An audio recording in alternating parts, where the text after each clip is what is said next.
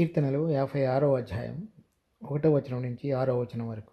దేవా, నన్ను కరుణింపుము, మనుషులు నన్ను మృంగవలనని ఉన్నారు. దేవా, వారు పోరాడుచు నన్ను బాధించుచున్నారు. అనేకులు గర్వించి నాతో పోరాడుచున్నారు. దినమెల్లా నా కొరకు పొంచి ఉన్నవారు నన్ను మృంగవలనని ఉన్నారు. నాకు భయం సంభవించు దినమున నిన్ను ఆశ్రయించుచున్నాను. దేవుని బట్టి నేను ఆయన వాక్యమును కీర్తించెదను. దేవుని యందు నమ్మికించున్నాను కనుక నేను భయపడను.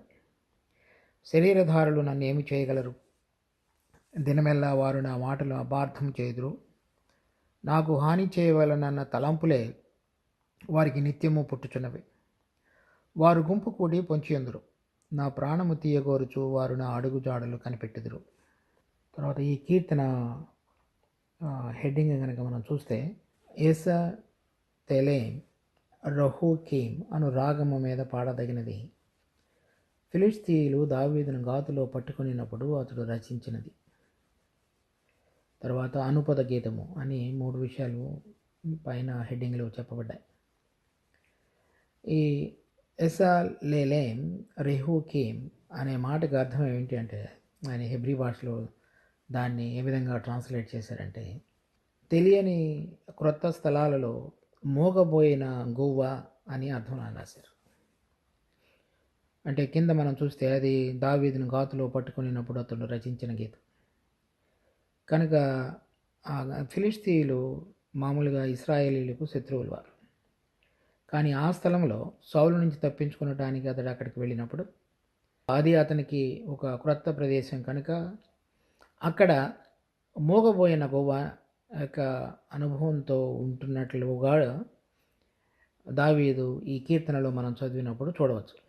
ఆ మాటకు అర్థం ఇంకొకసారి, అది మోగబోయిన గువ్వ క్రొత్త ప్రదేశాలలో అని అర్థం, లేక తెలియనటువంటి స్థలాలలో ఉన్నటువంటి మోగబోయిన గువ్వ. ఆ మోగబోయిన గువ్వ ఎటువంటి అనుభవంతో ఈ కీర్తన రాశాడు అనేటువంటిది దానికి చెప్పి ఉన్నాడు. అనుపద గీతము 59వ అధ్యాయం వరకు రాసినటువంటి కీర్తనలన్నిటి కూడా అదే హెడ్డింగ్ ఉన్నది. అదే తర్వాత 60వ అధ్యాయం కూడా, 16వ అధ్యాయం కీర్తనలలో కూడా ఇవన్నీ కూడా ఇంగ్లీష్ భాషలో రాయబడినటువంటి ఒక మాట. అది తెలుగులో అనుపద గీతం అని, ఇంగ్లీష్లో రాయబడినటువంటి మిక్స్టమ్ అని రాయబడింది. తర్వాత అది 56 నుంచి 57, 58, 59.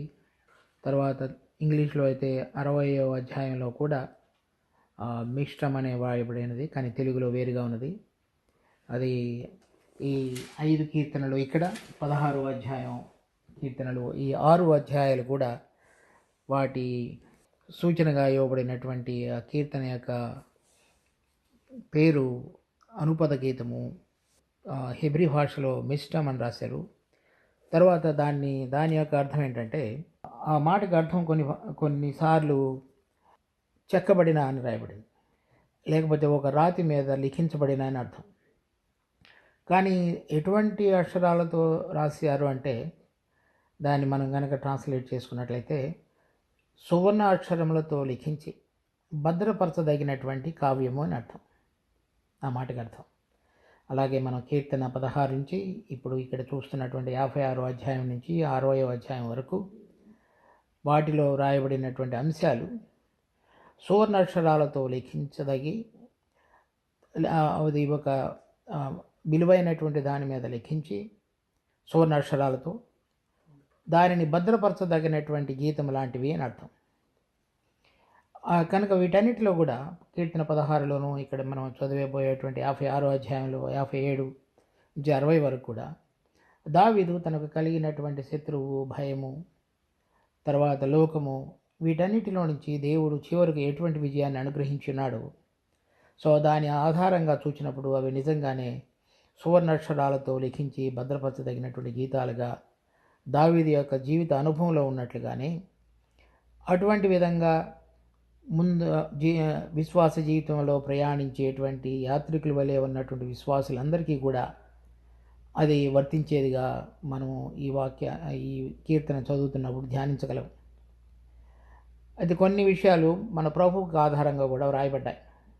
ఈ విధంగా ప్రభు సశరీరుడిగా మనవలే ఈ లోకంలో ప్రత్యక్షమై శరీరధారిగా జీవించి మనం పొందవలసినటువంటి శ్రమను దుఃఖాన్ని అతడు తన శరీరంలో భరించి మన కొరకే విజయ గీతాన్ని ఎగరవేసినటువంటి మన ప్రభు అతను కూడా ఈ లోకంలో అది తను సృష్టించినటువంటి సృష్టి అంతయు కూడా మరి భ్రష్టపరచబడి మనుషుని యొక్క పాపం ద్వారా వేరైన విధంగా నడుచుతుండగా అది ఒక క్రొత్త ప్రదేశంగా మన ప్రభువు కూడా సూచనవాడై తన యొక్క హృదయ భారాన్ని అంతటినీ కూడా తన యొక్క సేవా పరిచర్యలో ప్రకటించుతూ జీవించిన జీవితం అది మోగబోయినటువంటి క్రొత్త ప్రదేశాల్లో ఉన్నటువంటి గోవ వలె మన ప్రభు యొక్క జీవితాన్ని కూడా మనం చూడగలుగుతాం. ఇటువంటిది దేవుని యొక్క ఉద్దేశ ప్రకారంగా సృష్టి అంతయు కూడా నడిపించబడవలసినదో ఆ విధంగా కాని పరిస్థితుల్లో మరి దేవుని కుమారుడు సశరీరుడిగా ప్రత్యక్షమైనటువంటి మన ప్రభు అయిన యేసుక్రీస్తు ఈ లోకంలో ఉంటున్నప్పుడు అది ఒక క్రొత్త ప్రదేశంగా చూడగలిగాడు. కానీ దానిలో ఉన్నటువంటి ఆ శాపగ్రస్తమైన ప్రతిదాని నుంచి విడుదల పొంది నూతనమైన విధంగా చేయబడగలగటానికి తాను బలిగా అర్పించుకున్నాడు. ఆ ప్రక్రియ ద్వారా మనుషులమైన మనందరికీ కూడా ఒక నూతనమైనటువంటి జీవము కలిగిన మార్గాన్ని మన ప్రభు మన కొరకై తెరిచి ఉన్నాడు. అయితే ఆ జీవంలో మనం ప్రవేశించుతూ ఈ లోక సంబంధమైనటువంటి వాటి విషయాలన్నింటిలో కూడా జయాన్ని పొందగలిగేటువంటి ఆ అనుభవ ప్రక్రియ ఏదైతే మన జీవితంలో జరుగుతున్నదో దానికి ఆధారంగా దావీదు తన జీవితంలో జరిగిన దాని గురించి రాసి ఉన్నాడు. ఇది మొదటి సమూయేలు 21వ అధ్యాయంలో అతడు గాతులో పట్టుకొనినప్పుడు రచించినటువంటి ఇక్కడ మొదటి సమూయేలు 21వ అధ్యాయం 10వ వచనం నుంచి 15వ వచనం వరకు. అంతటి దావీదు సౌలునకు భయపడినందున ఆ దినముననే లేచి పారిపోయి గాతు రాజైన ఆకీషు వద్దకు వచ్చెను.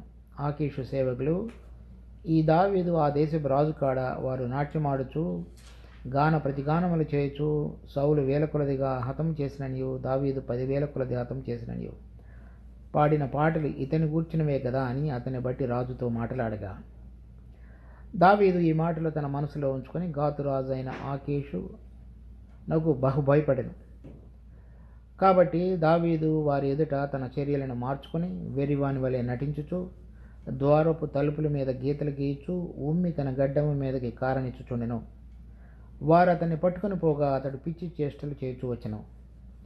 ఇక్కడ మనం చూసినటువంటి 12వ వచనంలో దావీదు ఈ మాటలు తన మనసులో ఉంచుకొని గాతురాజైన ఆకీషునకు భయపడెను. ఇక్కడ మనం చదివిన కీర్తన 56వ అధ్యాయం 3వ వచనంలో నాకు భయం సంభవించు దినమున, అది మనం ఇక్కడ మొదటి సమూయేలు 21వ అధ్యాయం 10వ వచనం నుంచి చదివినటువంటి వాక్య భాగంలో ఉంది. తర్వాత మరలా మొదటి సమూయేలు 29వ అధ్యాయంలో కూడా ఫిలిష్తీయులకు ఇశ్రాయేలీయులకు జరిగేటువంటి యుద్ధంలో దావీదు గాతులో ఉంటున్నప్పుడు దావీదు కూడా ఇశ్రాయేలీయులతో అంటే సౌలుతోటి యుద్ధం చేయటానికి వెళ్ళవలసిన సందర్భంలో తన హృదయంలో కలిగినటువంటి మరి భారాన్ని గురించి కూడా మనం మొదటి సమూయేలు 29వ అధ్యాయంలో మనం చూడగలుగుతాం. అప్పుడు దేవుడు అతనికి తోడుగా ఉండి నీవు అతనిని యుద్ధానికి తీసుకుని వెళ్ళలేదు. 29వ అధ్యాయంలో మనం అది చూడగలుగుతాం. అటువంటి ఆ భయం నుంచి కూడా ఏ విధంగా దావీదుని దేవుడు తప్పించున్నాడో అది 29వ అధ్యాయంలో మొదటి సమూయేలు గ్రంథంలో కూడా మనం చూడవచ్చు. దానికి అనుగుణంగా కూడా ఈ కీర్తన 56వ అధ్యాయం దావీదు లిఖించి ఉండవచ్చు. కనుక ఇక్కడ మనం చదువుతున్నటువంటి ఈ కీర్తన 56వ అధ్యాయంలో రెండు భాగాలుగా మనం దీనిని విభజించవచ్చు. ఒకటి, తను 1వ వచనం నుంచి 6వ వచనం వరకు ఒక రకమైనటువంటి శత్రువుగా ఉన్నటువంటి సౌలు అతని సైన్యం అతను తరుముతున్నారు. రెండవది, ఈ ఫిలిష్తీయులు ఎక్కడైతే తను ఉంటున్నాడో అది ఒక క్రొత్త దేశంగా ఉంటుండగా వారి నుంచి పొంచి ఉన్నటువంటి ప్రమాదాన్ని గురించి, వాటిని గురించి కొన్ని వచనాలు 7వ వచనం నుంచి కింద భాగాల్లో మనం చూడవచ్చు. అది ఆ నేపథ్యం ఆ ప్రాంతం అయినప్పటికీ కూడా అక్కడ ఉండటానికి కారణమైనటువంటి సౌలు, తర్వాత అతని యొక్క దావీదును చంపడానికి పగబట్టినటువంటి అతని హృదయాన్ని గురించి, ఏదైతే కలత చెంది దావీదు యొక్క హృదయంలో మనస్సులో ఉన్నటువంటి మాటలు ఉన్నాయో అవి కొన్ని విషయాలకు తర్వాత ఫిలిష్తీయులు అతన్ని ఏ విధంగా పట్టించి మరి ఆకీషు దగ్గరికి తీసుకుని వచ్చి, రాజు దగ్గరికి తీసుకుని వచ్చి వారి ద్వారా కలిగేటువంటి కొన్ని విషయాలు ఎలా ఉన్నాయో ఈ ఈ అధ్యాయం అంతటిలో కూడా మనం 2 విధాలుగా చూడవచ్చు.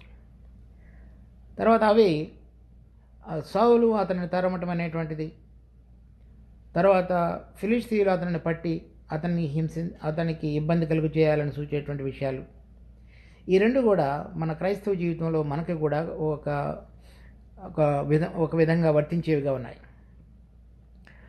విశ్వసించినటువంటి ప్రతి విశ్వాసి, ప్రభువునందు విశ్వసించిన ప్రతి వారు కూడా మన పాప క్షమాపణ కొరకై ప్రభువునందు విశ్వసించి పాప క్షమాపణ, నిత్య జీవం అనేటువంటి వరాన్ని పొందిన తరువాత మనం ఈ దినదిన జీవితంలో ఈ లోకంలో జీవించుతున్నప్పుడు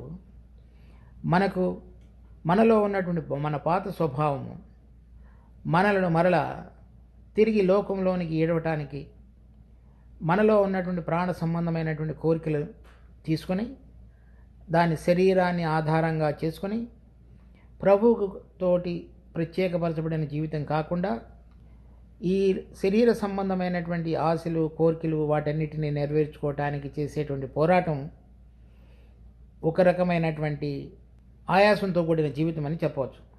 రెండవది, మనం ఎక్కడైతే ఉంటున్నామో ఈ లోకంలో ఈ లోక సంబంధమైనటువంటి ఆశలు మన ప్రాణం చూస్తున్నప్పుడల్లా దానిని పొందవలనని చేసేటువంటి ప్రతి ప్రయత్నానికి లోబడుతూ మన శరీరాన్ని మరలా వశపరుచుకొని ఆ పాత జీవితానికి జీవించడానికి మనలను పురికొల్పేటువంటి లోకం కూడా ఇంకొక రకమైనటువంటి శత్రువుగా మనం విశ్వాస జీవితంలో చూడవచ్చు. కనుక మనలో ఆ పాత స్వభావం అనేటువంటిది పాత స్వభావం. రెండవది, ఆ స్వభావాన్ని ఆధారంగా చేసుకొని మనల్ని మరలా లోకంలోనికి ఈడవటానికి చేసేటువంటి ఈ ప్రపంచం, ఈ లోకం, ఆ 2 విషయాలు 2 రకాలైనటువంటి శత్రువులుగా విశ్వాస జీవితంలో చూడవచ్చు. సౌలు అతని యొక్క సైన్యం దావీదుని అతనిని వెంబడించుతున్న వారందరినీ కూడా చుట్టుముట్టడం కానీ, తర్వాత అతని దినదినము కలిగేటువంటి భయాలలో వారికి తోడుగా ఉండి అతడు ఏ విధంగా ప్రభువు మీద ఆధారపడి జయం పొందాడో దానిని గురించి, తర్వాత అతడు ఉంటున్నటువంటి ఆ కొత్త ప్రదేశమైనటువంటి ఫిలిష్తీయులు అనేటువంటిది ఆ లోక సంబంధమైన దానిలో నుంచి కూడా దావీదుని దేవుడు ఏ విధంగా భద్రపరిచి ఉన్నాడనేటువంటిది మన విశ్వాస జీవితంలో కూడా ఈ 2 విషయాలలో మనము ప్రభువునందు దాగిండుట చేత, ప్రభువు మీద సంపూర్ణంగా విశ్వాసం ఉంచడం ద్వారా కేవలము ఆయన మన పాపముల కొరకు చనిపోయి ఉన్నాడు అనేటువంటిది మాత్రమే కాకుండా మనము కూడా ఆయనతో సిలువ వేయబడి ఆయనతో పాటుగా పునరుద్ధానములో పాలివారమై ఉన్నామనేటువంటి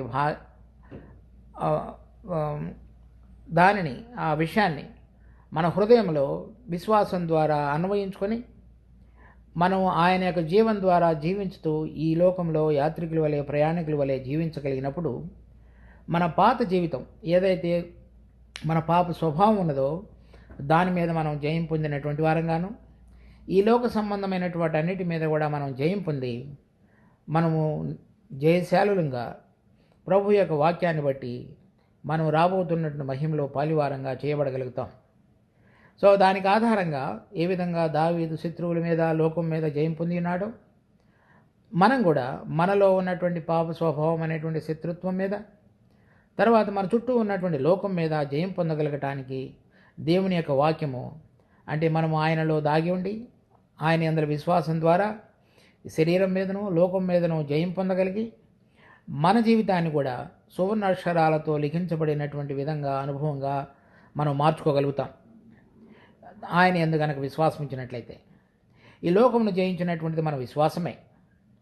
సో అటువంటి అనుభవంలోనికి మనం రాగలగటానికి ఈ కీర్తనలోని కొన్ని అంశాలను మనం చూడగలం. 1వ వచనం, దేవా నన్ను కరుణింపుము, మనుష్యులు నన్ను మృంగవలనని ఉన్నారు, దినమెల్లా వారు పోరాడుచూ నన్ను బాధించుతున్నారు. కనుక ఈ మనుషులు మృంగవలనని ఉన్నారు, లేక దినమెల్లా వారు పోరాడుచూ నన్ను బాధించుతున్నారు. ఇది మనలో ఉన్నటువంటి ఈ శరీరము రకరకాలుగా మనల్ని హింసించేదిగా ఉన్నది.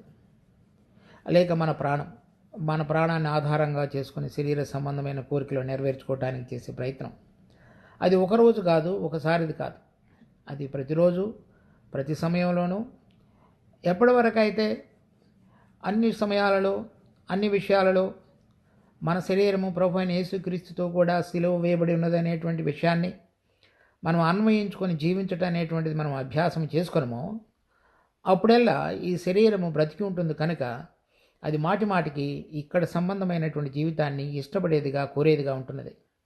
తర్వాత 2వ వచనం, అనేకులు గర్వించి నాతో పోరాడుచున్నారు, దినమెల్లా నా కొరకు పొంచి ఉన్నవారు నన్ను మృంగవలనన్నారు. తర్వాత అక్కడ ఉండి పక్కన అది రాసిన తర్వాత ఇంగ్లీష్లో దౌ ఓ మోస్ట్ హై అని కూడా రాయబడింది. ఓ దౌ మోస్ట్ హై, అది తెలుగులో రాసి ఉండలేదు. ఆ పదం 2 మాటలు కూడా తెలుగులో తీసివేశారు, అది ఇంగ్లీష్లో ఉంది. అంటే ఏం చెప్తున్నాడు, నీవు ఇక్కడ నేనుండగా అనేకులు గర్వించి నాతో పోరాడుతున్నారు, దినమెల్లా నా కొరకు పొంచి ఉన్నవారు నన్ను మృంగవలనని ఉన్నారు.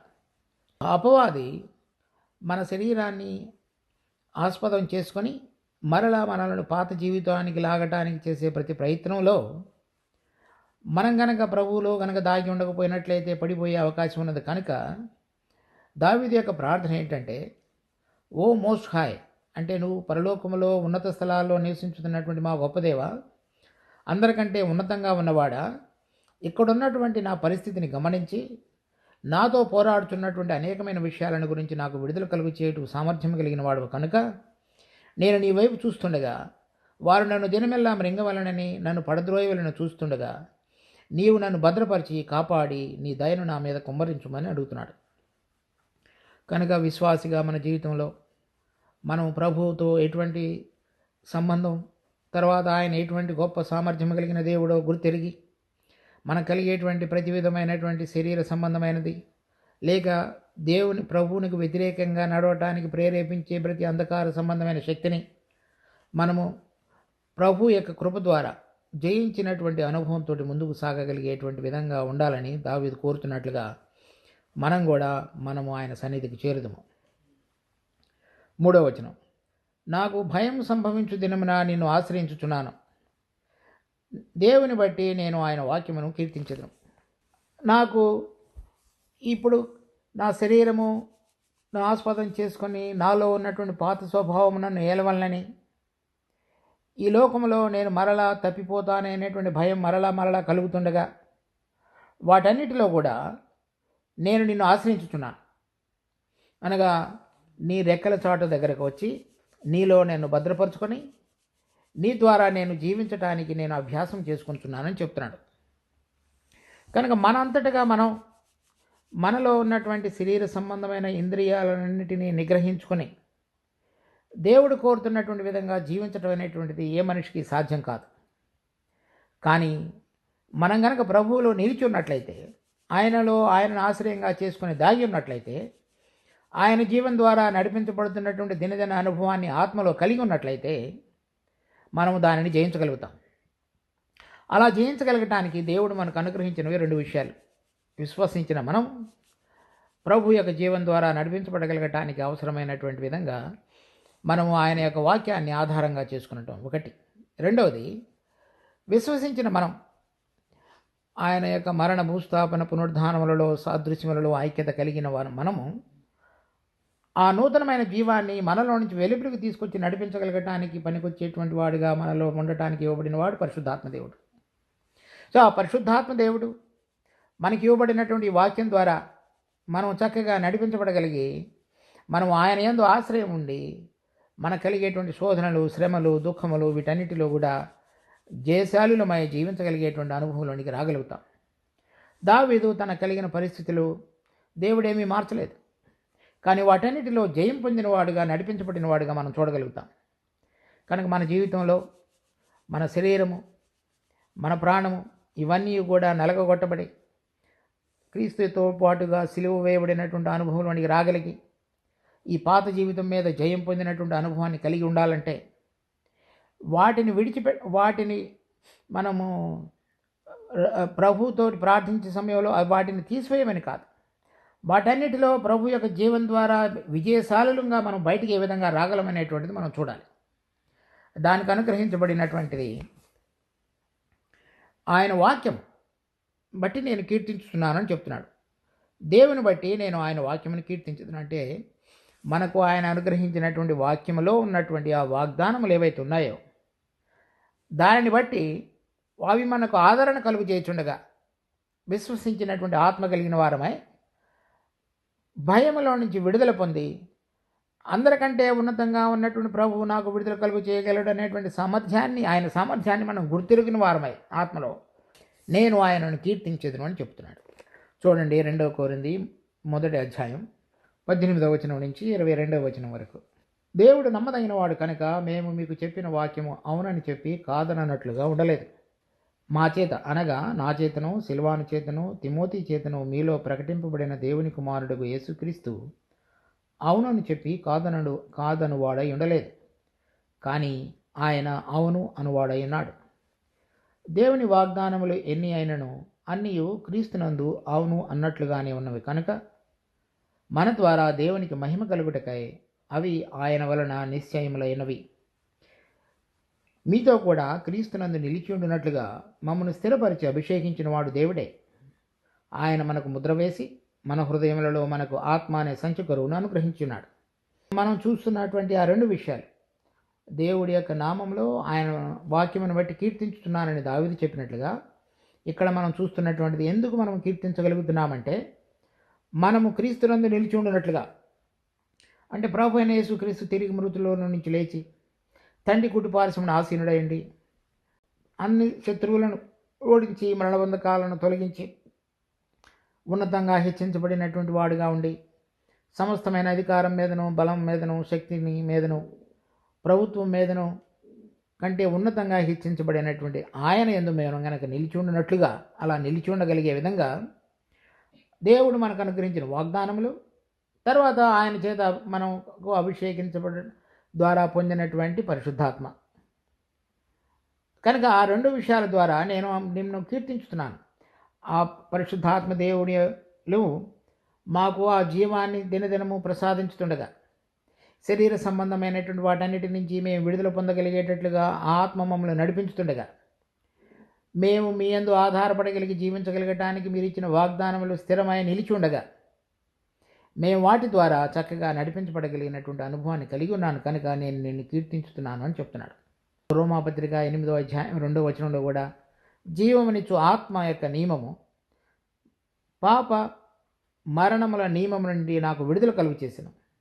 ఏవైతే పాపము చేసి పాపము ద్వారా వచ్చే మరణాన్ని మన శరీరం ద్వారా ప్రతిరోజు మనం జరిగించడానికి ఈ లోకము మనలో ఉన్న పాప జీవితం ఏదైతే ఉన్నదో, పురికొల్పేదిగా ఉన్నదో, దాని మీద జయం పొందగలగటానికి నూతనమైనటువంటి జీవమునిచ్చేటువంటి ఆత్మ యొక్క నియమం అంటే దేవుడు మనకు అనుగ్రహించబడినటువంటి పరిశుద్ధాత్మ దేవుడు మనము ఆయనలో నిలిచి ఉండడం ద్వారా మనకు ఆ జీవాన్ని ప్రసాదించి జయం పొందగలిగేవాడుగా మనం చేసేవాడుగా ఉన్నాడు. కనుక నేను ఆ అనుభవాన్ని బట్టి కీర్తించుతున్నానని చెప్తున్నాడు. దేవుని యందు నమ్మికించున్నాను కనుక దేవుని యందు నమ్మికించున్నాను, నేను భయపడను. శరీరధారులు నన్ను ఏమి చేయగలరు? కనుక మనకు ఈ లోకంలో ఇప్పుడు దావీదుకు ఏ విధంగా అయితే మరి అక్కడ ఉన్నటువంటి సౌలు అతని సైన్యం కానివ్వండి, ఏ స్థలంలో ఉన్నప్పుడు ఈ కీర్తన రాసి ఉన్నాడో ఆ స్థలంలో ఉన్నటువంటి ఫిలిస్తీన్లు కానివ్వండి, వారి ద్వారా అది క్షణక్షణము కూడా భయం కలిగేటువంటి విధంగా పరిస్థితులు సంభవించి ఉన్నాయి. కానీ వారందరూ కూడా శరీరధారులు. ఎవరి నాసికారంధ్రములలో ఊపిరి ఉండడం ద్వారా మాత్రమే జీవించగలుగుతున్నారో ఆ ఊపిరిని దయచేసినటువంటి దేవుడు నాకు తోడయుండగా ఆయన నన్ను భద్రపరుస్తుండగా నేను ఆయనలో దాగి ఉండగా నిలిచి ఉండగా వారు నన్ను ఏమి చేయగలరు అని అడుగుతున్నాడు. అదే విషయాన్ని మన ప్రభువు కూడా మత్తయి సువార్త 10:28 నుంచి, మరియు ఆత్మను చంపనేరక దేహమనే చంపు వారికి భయపడకుడి, కానీ ఆత్మను దేహమును కూడా నరకములో నశింపచేయగల వానికి మిక్కిలి భయపడుడి. వారు ఎటువంటి శ్రమను మన మీదకి తీసుకొచ్చినప్పటికీ, మన జీవితంలో మనం భరించాలనేటువంటి ఇబ్బందిని మనం కలుగజేసినప్పటికీ వారు దేహమును మాత్రమే వారు చంపగలరు, ఆత్మను వారేం చేయలేరు. అలా కాకుండా మనము గనక దేవునికి భయపడకుండా ఆయనలో దాగి ఉండక మనం ఆయనలో నిలిచి ఉండకుండా మనం కనుక జీవితాన్ని జీవించినట్లయితే దానికి తగినటువంటి పరిహారం వేరుగా ఉంటున్నదనేటువంటి విషయాన్ని ప్రభువు తెలియజెప్తున్నాడు. తర్వాత పౌలు కూడా చెప్తున్నాడు చూడండి, హెబ్రీ పత్రిక 13వ అధ్యాయం 6వ వచనం. నిన్ను ఏమాత్రమును విడువను, నిన్ను ఎన్నడను ఎడబాయనని ఆయనే చెప్పిన కదా. కాబట్టి ప్రభు నాకు సహాయుడు, నేను భయపడను, నరమాత్రుడు నాకేమి చేయగలడు అని మంచి ధైర్యంతో చెప్పగలవారమైన. సో పౌలు తన జీవితంలో మరి తను రక్షణ పొందినటువంటి అపోస్తుల కార్యం 9వ అధ్యాయం నుంచి చివరి అధ్యాయం వరకు తను రచించినటువంటి అనేకమైన విషయాలలో, తర్వాత రాసినటువంటి అనేక పత్రికలలో, తర్వాత తన జీవిత యాత్ర అంతటిలో కూడా దేవుడు తనకు తోడుగా ఉండి నడిపించున్నాడు కనుక నరమాత్రుడు నాకేమి చేయగలడని చెప్పగలిగిన వాడుగా ఉన్నాడు. మన ప్రభు విషయంలో కూడా వారు ప్రాణము చూచినప్పటికీ అది మీ చేతిలో లేదు, నా ప్రాణము పెట్టుటకు ప్రాణము తీసుకున్నట్టుకు తిరిగి తీసుకున్నట్టుకు అది నాకు తండ్రి అనుగ్రహించున్నాడని చెప్పాడు. కనుక మనుషులు విశ్వాసులైన మనం కూడా ఎటువంటి సందర్భంలో అయినా సరే శరీరధారులు మన ఏమి చేయగలరు అనేటువంటి నిశ్చయత అని మన ప్రభువునందు నిలిచి ఉండటం చేత, ఆయన యందు విశ్వసించడం చేత అటువంటి ధైర్యాన్ని మనం పొందగలుగుతాం. 5వ వచనంలో, దినమెల్లా వారు నా మాటలు అపార్థం చేదురు, నాకు హాని చేయవలనన్న తలంపులే వారికి నిత్యము పుట్టుచున్నవి. మనము ఈ శరీర సంబంధమైనటువంటి పాప సంబంధమైన లోకంలో కనుక జీవించకపోయినట్లయితే లోకంతో కలిసి వారు మనకు హాని చేయవలనటువంటి తలంపులు వారు ఎల్లప్పుడూ కలిగి ఉండేవారుగా ఉంటారు. తర్వాత మనము మాట్లాడేటువంటి మాటలు కూడా వేరుగా వారు అపార్థంగా తీసుకొని మనము మంచిగా మాట్లాడాలని, తర్వాత వారికి క్షేమం కలిగించే విధంగా పలకవాలని చూచినప్పటికీ దానిని కూడా వారు తప్పుగా పరిగణించి వేరైన రీతిలో దాన్ని అర్థం చేసుకొని మన మీదకి మరలా నింద తీసుకుని వచ్చేటువంటి ప్రయత్నాన్ని చేస్తారు.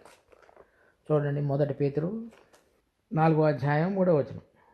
మనము పోకిరి చేష్టలు, దురాశలు, మద్యపానము, అల్లరితో కూడిన ఆటపాటలు, త్రాగుబోతుల విందులు, చేయదగని విగ్రహ పూజలు మొదలైన వాటి యందు నడుచుకొనుచు అన్యజనుల ఇష్టము నెరవేర్చుచుండటకు గతించిన కాలమే చాలును. అపరిమితమైన ఆ దుర్వ్యాపారమునందు తమతో కూడా మీరు పరిగెత్తకపోయినందుకు వారు ఆశ్చర్యపడుచు మిమ్మల్ని దూషించుచున్నారు.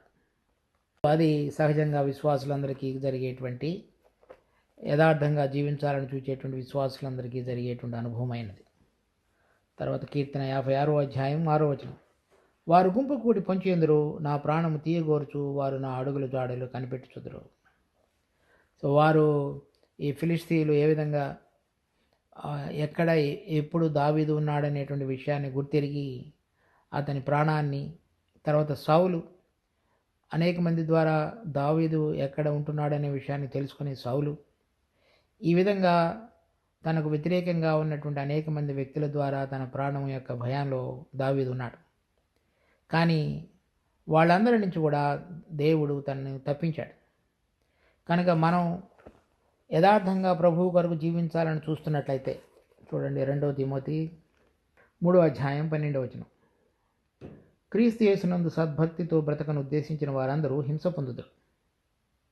అది మన అందరికీ కూడా ఏదో ఒక సందర్భంలో, ఏదో ఒక సమయంలో దేవుడు ఆ అనుభవాన్ని అందరికీ మరి మనం ఆయనతో పాటుగా జయం పొంది అపవాదిని, లోకమును, మరణాన్ని ఓడించినటువంటి అనుభవంతో రావాలంటే దేవుడు ప్రతి ఒక్కరికి కూడా ఆయన నిర్ణయించినటువంటి పరిస్థితుల్లో కూడా మనల్ని నడిపించేవాడుగా ఉన్నాడు. అది దావీదు గుర్తెరిగి వారు నా ప్రాణము తీయగోర్చు వారు నా అడుగులు జాడలు కనిపెట్టుతారు. అటువంటివి మనకు తప్పకుండా జరుగుతాయి. కానీ వాటన్నిటిలో కూడా దావీదు జయం పొందినవాడిగా మనం చివరి వచనాల్లో చూడగలుగుతాం.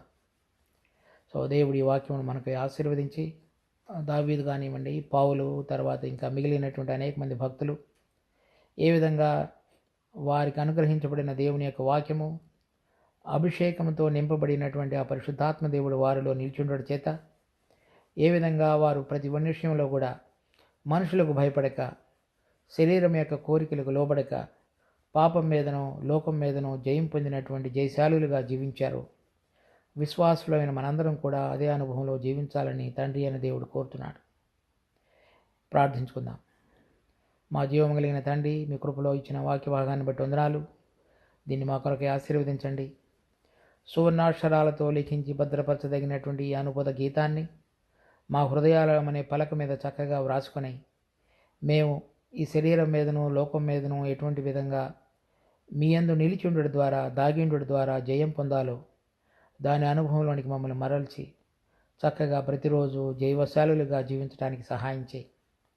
మా దినదిన జీవితంలో మా మీదకు వచ్చేటువంటి అనేక పరిస్థితులు, మా మాటలు వక్రీకరించి మాట్లాడేటువంటి అనేక సందర్భాలు, లేక మా శరీరము మాకు ఎదురు తిరిగి లోకాన్ని ప్రేమించేటువంటి విషయాలు, వాటన్నిటిలో కూడా మీ యందు నిలిచిండుట అనేటువంటిది లోకాన్ని జయించినటువంటి మన విశ్వాసమే కదా అని, మీ కుమారుడు సమస్తమును జయించున్నాడనేటువంటి నమ్మకం మేము ఆయనలో నిలిచిండుట ద్వారా అదే జీవం మాకు కూడా సంప్రాప్తించి మేము కూడా జయశాలులుగా మీ సన్నిధిలో నిలబడగలగటానికి కావలసిన కృపను మాకు ఈ దినం కూడా అనుగ్రహించు. కనుక మీ యందు ఆనందించుతూ ప్రభా, మా యందు ముందుగా నడిచిన అనేక మంది విశ్వాస వీరుల పట్టీలో మేము కూడా ఉండులాటుకు కావలసిన కృపను అనుగ్రహించమని వేడుకుంటున్నాం. మా రక్షకుడు ప్రభు అయిన యేసునామం అడిగి వేడుకుంటున్నాం తండ్రి. ఆమేన్.